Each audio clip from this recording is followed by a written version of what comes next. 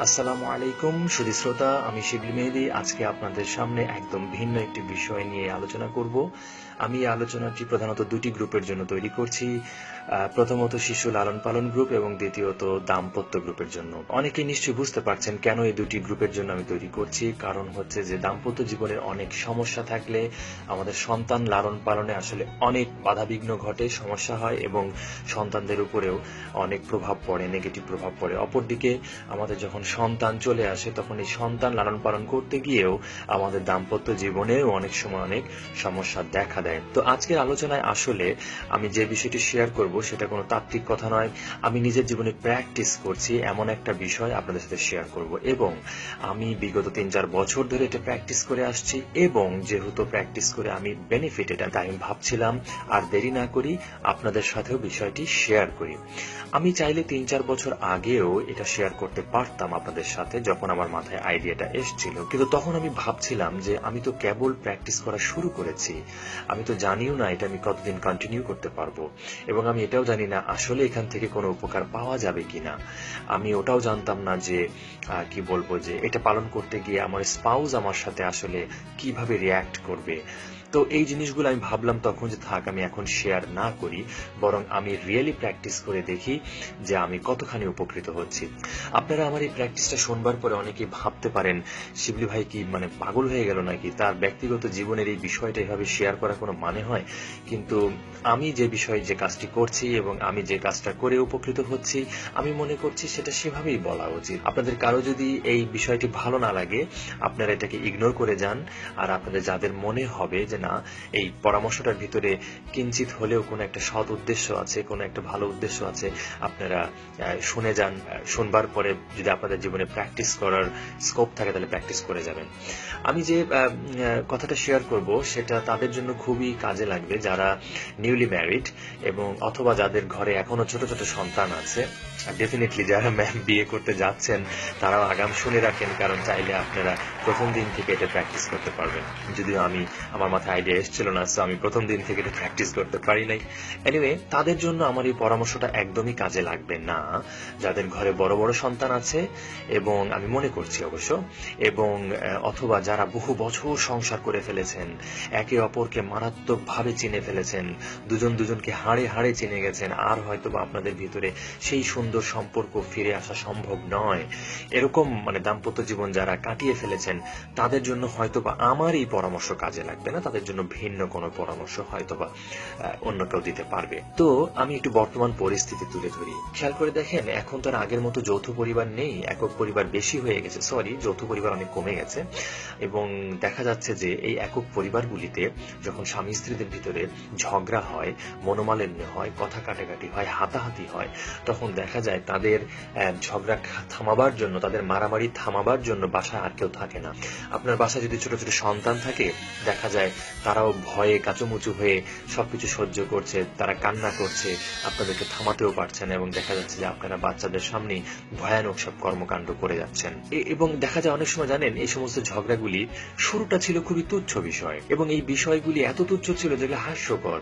মানে অর্থাৎ পরবর্তীতে যদি ওই ঘটনার কারণে বড় বড় কোনো সিদ্ধান্ত নিতে হয়, বিশেষ করে ডিভোর্স নেওয়ার মতো, সেপারেটেড হয়ে যাওয়ার মতো, তখন শুনলে আসলে হাসি লাগে যে এত তুচ্ছ এবং ছোট কারণটা এত বড় হয়ে গেল।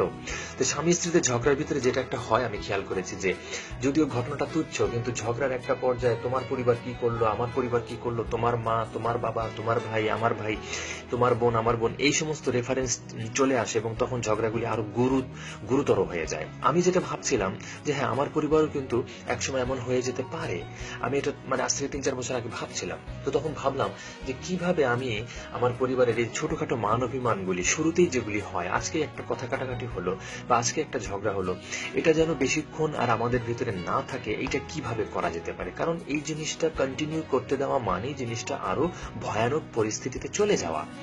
আর তখন আমি একটা প্র্যাকটিস শুরু করলাম, এবং সেটা চমৎকার ভাবে ম্যাজিকের মতো কাজ দিচ্ছে আমার লাইফে। এবার আসি কি সে প্র্যাকটিস যেটা আমি করছি। তার আগে বলি আরেকটা কথা, আপনারা অনেকে যারা মনে করছেন যে শিবলি ভাই তো শিশু লালন পালন নিয়ে কাজ করেন, সন্তানদের প্রতি খুবই যত্নশীল, তার পরিবারে বোধহয় তার স্ত্রীর সাথে তার ঝগড়াঝাটি, কথা কাটাকাটি, মনোমালিন্য বোধহয় হয়ই না।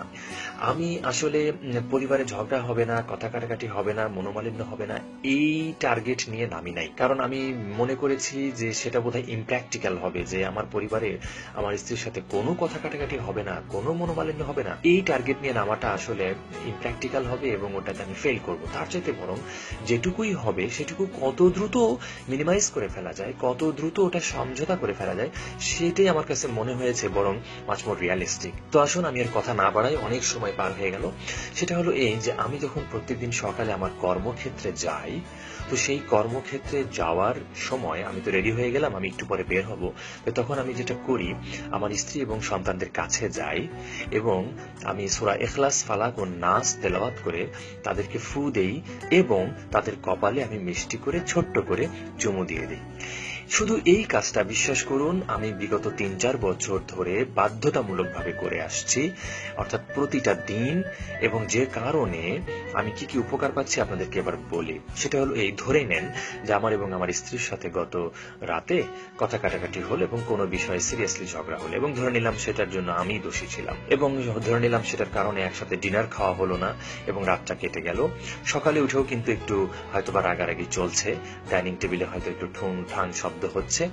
তো আমি যখন সূরা পড়ে তাকে ফু দিতে যাচ্ছি, তখন কিন্তু দেখেন সে আমাকে নিষেধ করতে পারছে না যে না আমাকে ফু দেওয়ার দরকার নেই, বা আমাকে এভাবে কোরআন তেলাওয়াত পড়ে ফু দেওয়া দরকার নেই। কারণ এটা আমরা যারা ধর্মকে বিশ্বাস করি তারা আসলে এই কথাটা বলতেও যেন কেমন লাগে, তাই না?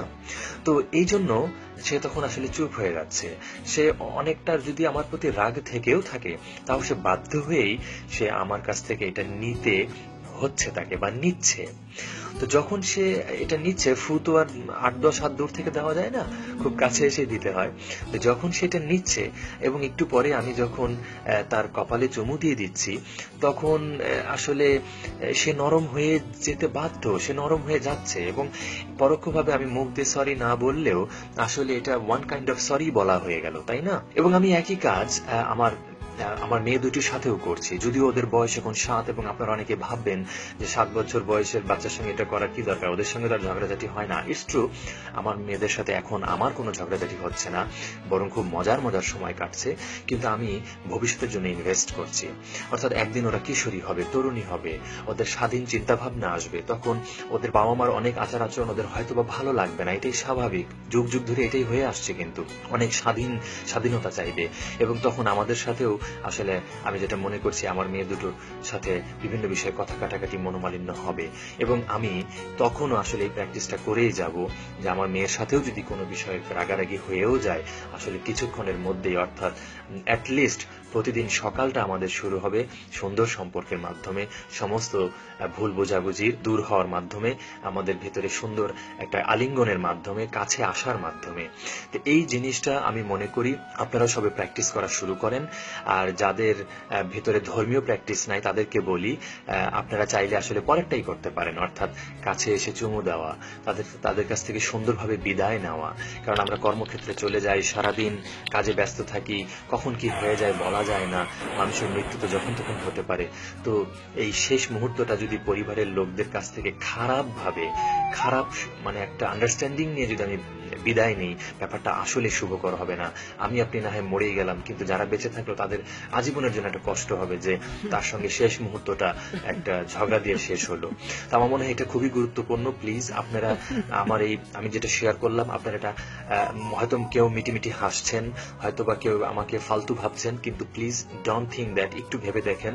আমি আসলেই একটা বড় সমস্যার সমাধানের চেষ্টা করেছি আমার পরিবারে, এবং সেটা আমি উপকৃত হয়েছি বলে আমি আপনাদের সঙ্গে শেয়ার করলাম। আপনারা এটাকে প্লিজ তুচ্ছ তাচ্ছিল্যভাবে নেবেন না।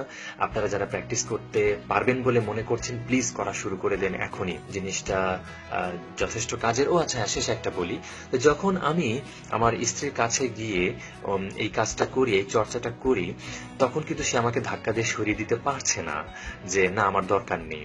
বরং আমি যখন এই কাজটা করে ফেললাম, তখন দেখা যাচ্ছে যে সেও আবার সেই সূরা ইখলাস, ফালাক এবং নাস পড়ে আমাকেও ফু দিয়ে দিচ্ছে, এবং আমার মেয়েগুলো কিন্তু এগুলো দেখছে।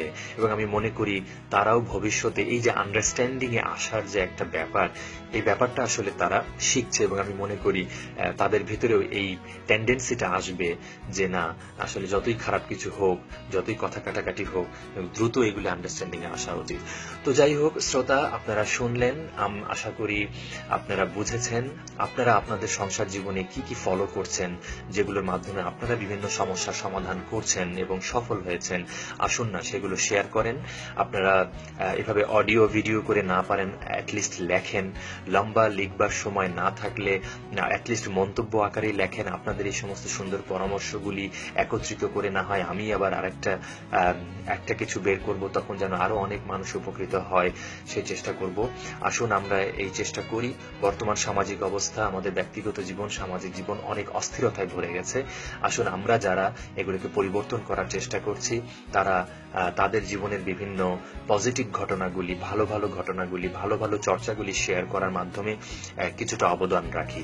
সবাইকে অনেক ধন্যবাদ। আল্লাহ হাফেজ।